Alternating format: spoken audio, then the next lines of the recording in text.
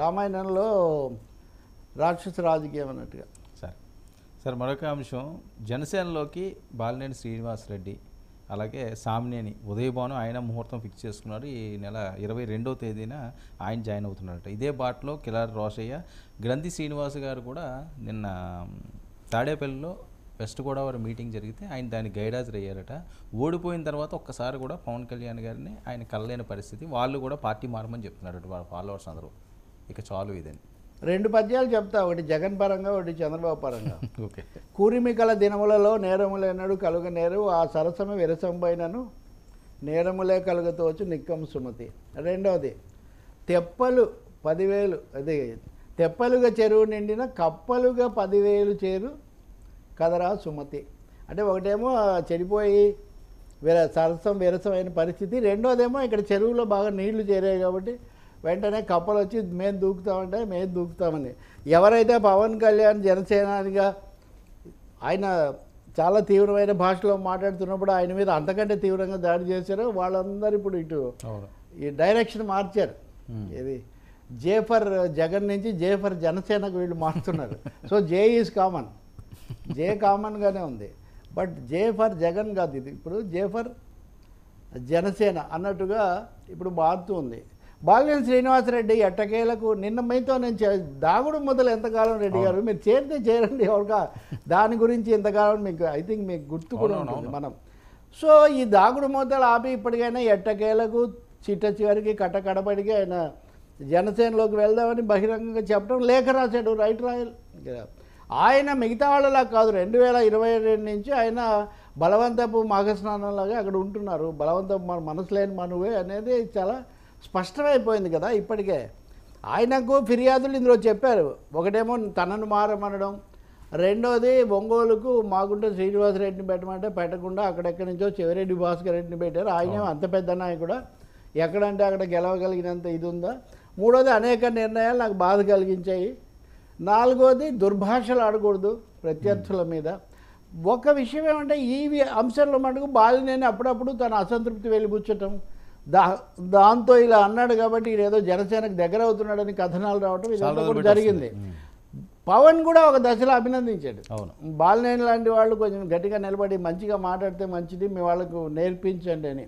అప్పుడే అక్కడ ఎవరో ఒక వైస్ మీద ఏదో ప్రకాశం జిల్లాలోనే కదా రాయపాటి అరుణ మీద వీళ్ళు ఫాలోవర్ ఎవరో ఒక అతను అర్ధరాత్రి కాడ ఫోన్ చేసి ఇబ్బంది పెడితే ఆవిడ వెళ్ళి కేసు పెట్టింది. అవును, కేసు పెడితే ఈయన కూడా తిరిగి ఆవిడ మీద కేసులు పెట్టింది. పెడితే పవన్ కళ్యాణ్ గారు ఒక మెసేజ్ ఇచ్చారు, ఆ మహిళల మీద మీరు ప్రతాపం చూపిస్తారు, ఇది తప్పు కదా బాలినేని అంటే. ఈయన వెంటనే కేసులు వాపసు తీసుకున్నారు.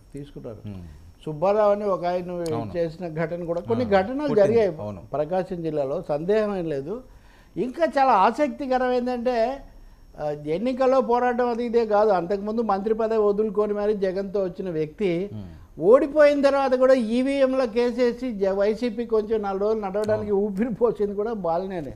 అంటే అటువంటి ఆయన ఇంకా ఇక్కడ ఇవ్వలేను నేను అని పూర్తిగా నిర్ణయించుకొని రాజీనామా రాశారని మనం అనుకోవాల్సి వస్తుంది. ఇంకా అక్కడ ఆయన గుడ్ బై చెప్పాడు, ఇక్కడ పవన్ వెల్కమ్ చెప్తాడా, చెప్తే ఏ పద్ధతిలో చెప్తాడో అది చూడాలి. 22న కలుస్తాడు అంటున్నారు కాబట్టి అపాయింట్మెంట్ 22ని కలిసేది ఉదయభాను గారండి. ఉదయభాన్ ఈ రోజు ఆల్రెడీ విజయవాడలో ఉన్నాడు కాబట్టి ఈయన తర్వాత ఉదయభాన్ ఇంకా 2-3 పేర్లు వస్తున్నాయి.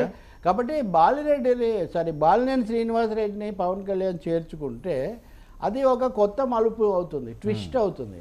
ట్విస్ట్ ఎందుకు అవుతుందంటే ప్రధానంగా గోదావరి జిల్లాలో అక్కడక్కడ చెదురుమదురుగా ఉంటున్నటువంటి జనసేనకు చాలా కీలకమైన కోస్తా జిల్లాలో, అందులో కూడా ప్రకాశం జిల్లాలో రావటం, ఆ తర్వాత గుంటూరు, నెల్లూరు ఇలా విస్తరించేటైతే కనుక జనసేనలోకి పెద్ద తలకాయలు కాస్త మోతుబర్లు రావటం అన్నది ఇప్పటివరకు జనసేన అనేది పవన్ కళ్యాణ్ పవర్ స్టార్గా ఆయనకున్న ఆకర్షణ, సామాజిక మద్దతు ఇదే ఉంది.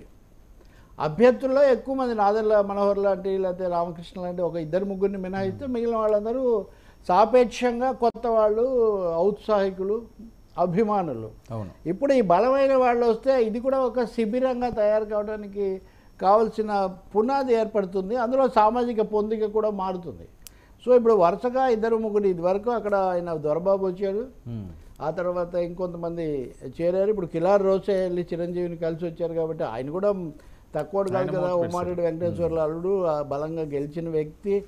ఇంకా మూడోది మీరు చెప్పిన గ్రంథి శ్రీనివాస్ భీమవరం. అంటే భీమవరంలో అప్పుడు పవన్ కళ్యాణ్ రాజకీయాలు మలుపు తిరగడానికి కారణమైన వ్యక్తే మళ్ళీ ఈ పార్టీలో చేరడానికి రావడం అంటే ఎంత ముఖ్యమైనది. మీరు చూస్తే కనుక ఎన్నికల సభల్లో పవన్ కళ్యాణ్ ఎక్కడ గోదావరి జిల్లాలో మాట్లాడినా గ్రంథి శ్రీనివాస్ పేరు లేకుండా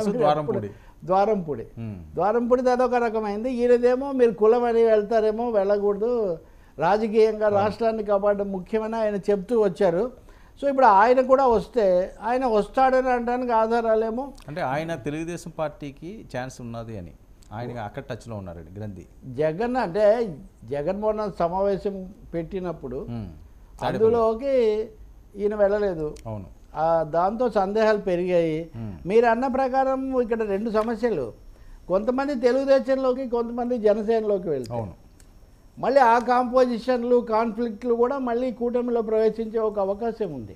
సో బాలినేని శ్రీనివాసరెడ్డి చేరిక కేవలం ఆయనకు మాత్రమే పరిమితం అయ్యేది కాదు. దీనికి మీరు సామినేని ఉదయభానును జోడించాలి. సామినేని ఉదయభాను కూడా ఫైర్ బ్రాండ్ లీడర్ కింద లెక్క కష్టకాలంలో కృష్ణా జిల్లాలో నిలబడి జగన్తోనే నిలబడ్డాడు గట్టిగా.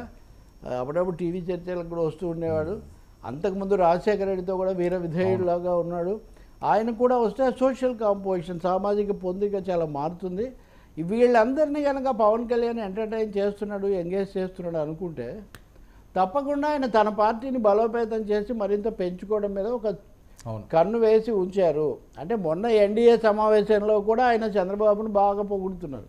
అంటే అభినందించడం వేరు, 73 ఏళ్ల వయసులో కూడా ఓపికగా చేస్తున్నారు, అనుభవం కలిగిన వాళ్ళు, ఇట్లాంటివి కొంచెం ఉదారంగా ప్రశంసిస్తున్నాడు పవన్కి. అందులో ఆయన అభిమానుల్లో కూడా అభిప్రాయం ఉంది. మేమంతా మీ వాళ్ళు వచ్చిందంటుంటే మీరేమో ప్రతిసారి ఆయన పొగుడుతుంటే ఎట్లా అన్న. మొత్తానికి అలా పొగుడుతూ ఉన్నప్పటికీ వ్యూహాత్మకంగా జనసేనను పటిష్టం చేసుకోవడం మీద, తన శ్రేణులు పెంచుకోవడం మీద కూడా ఆయన పూర్తిగా దృష్టి పెడుతున్నాడని అర్థమవుతుంది. ఇంకొకటి నేను మీకు ఎన్నికల పోటీ అప్పుడే పోలింగ్ అప్పుడు ముందే చెప్పాను, పవన్ కళ్యాణ్ గతంలో లాగా ఎవరో ఒకరు వస్తే చాలని అనుకోవడం లేదు. రిసోర్స్ఫుల్ ఆర్ ఎక్స్పీరియన్స్డ్ హోల్డ్ ఉన్నవాళ్ళు, అంటే వనరులు ఉండాలి, పట్టు ఉండాలి, మూడోది అనుభవం, ఏదో ఒక విధంగా పార్టీకి ప్లస్ అయ్యేవాళ్ళు, అసెట్స్ అయ్యేవాళ్ళని తీసుకోవాలి అనే ఒక ఆలోచనలో ఉన్నట్టు కనిపిస్తుంది. వీళ్ళందరూ ఆ జాబితాలో ఇమడతారు. మరి తర్వాత ఏం జరుగుతుంది? బాలినేని కలిశాక మాట్లాడతారంటున్నాడు ఆయన. అంటే బాలినేని కలవడానికి ఇష్టపడడం, ఒప్పుకోవడమే ఒక ముఖ్యమైన పరిణామం. కాబట్టి ఆయన సీనియర్ మోస్ట్, నిస్సందేహంగా బాలినేని సీనియర్ మోస్ట్ కింద లెక్క. అంటే వైవి సుబ్బారెడ్డి మీద ఆయన కూడా ఆ జిల్లానే, బంధువు కూడా. ఈయనకు వచ్చేసరికి ఎప్పటి నుంచో ఉన్నాడు కాబట్టి ఏం జరుగుతుందో మనం చూడాలి. ఈ తెలుగుదేశంలో దీని ప్రభావం ఎలా ఉంటుందనేది కూడా మనం గమనించాలి. ఇప్పుడు తెలిసే ఇద్దరు వర్క్ డివిజన్ చేసుకొని వీళ్ళని వీళ్ళు ఇలా చేర్చుకుంటున్నారా, లేక at the cost of the other ఇంకొకరి బదులు తమ పెరగడానికి ప్రయత్నం చేస్తున్నారా? ఇది ఇక్కడ క్రూషియల్ క్వశ్చన్. బాలినేని ఉదయభాను ఇలాంటి వాళ్ళు కలిసిన తర్వాత అటు ఇటు వచ్చే రియాక్షన్స్ని బట్టి మనకు ఈ విషయంలో క్లారిటీ వస్తుంది. జగన్ను వదిలే బ్యాచ్ పెరుగుతుందనడంలో ఏం సందేహం లేదు, పెరుగుతుంది. ఆ బ్యాచ్ ఓకే పెరుగుతుంది సార్, అందులో ఏం డౌట్ లేదు. ఎందుకంటే కార్యక్రమం కూడా లేదు వైసీపీకి, కార్యాచరణ లేదు, అసలు కార్యాచరణ లేదు. ఎప్పుడు అప్పుడప్పుడు ఇది అంటుంటే నేను వాస్తవంగా అంతకుముందు కూడా అనేవాడిని, జగన్ను చంద్రబాబును విమర్శించడం అనేది అధికారంలో ఉన్నప్పుడైనా లేనప్పుడైనా అదొక్కటే అజెండా ఎలా అవుతుంది? What is the proactive agenda? అవును, ఇప్పుడు సోషల్ మీడియాలో కూడా మాలాంటి వాళ్ళ మీద చాలా కామెంట్స్ పెడుతున్నారు వాళ్ళు. అంటే అంతకుముందు అంతా ధర్మరాజ్యమే నడిచింది, ఒక్కసారిగా ధర్మరాజ్యం పోయి ఇంకొక రాజ్యం వచ్చింది. అప్పుడున్న తప్పులు అప్పుడున్నాయి, అప్పుడున్న మంచి అప్పుడుంది, ఇప్పుడు ఇంకో భిన్నమైనటువంటిది.